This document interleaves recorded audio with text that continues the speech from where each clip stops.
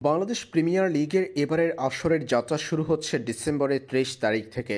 তার আগেই বিপিএল জ্বরে পড়ছে বাংলাদেশ ক্রিকেট পাড়া। বিপিএলকে সামনে রেখে বিসিবির মিউজিক ফেস্টের সব টিকিট এরই মধ্যে ফুরিয়ে গেছে। ২১ ডিসেম্বর রাতে দাম কমানোর ঘোষণা দেওয়ার পরই ২২ ডিসেম্বর দুপুরের মধ্যেই সব টিকিট বিক্রি হয়ে গেছে।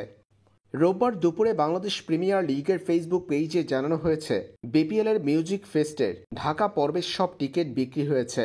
এদিকে এই আয়োজনকে সামনে রেখে হোম অব ক্রিকেট খ্যাত মিরপুর জাতীয় ক্রিকেট স্টেডিয়ামে চলছে ব্যাপক কর্মযজ্ঞ।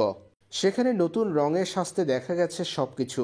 কনসার্টের জন্য ব্যবস্থা করা হচ্ছে পুরো স্টেডিয়ামের বিশেষ অংশ জুড়ে। বদলে যাচ্ছে বাংলাদেশ প্রিমিয়ার লিগের আসর। অত্যাধুনিক সব প্রযুক্তি, উন্নত গ্রাফিক্স, হাই কোয়ালিটি ক্যামেরা, বিশ্ববিখ্যাত ধারাভাষ্যকার আর এলিট আম্পায়ারদের দেখা যাবে বাংলাদেশ প্রিমিয়ার লিগ আসরে। অতীতের সব রেকর্ড ভাঙায় পরিকল্পনা এই বিপিএল এর।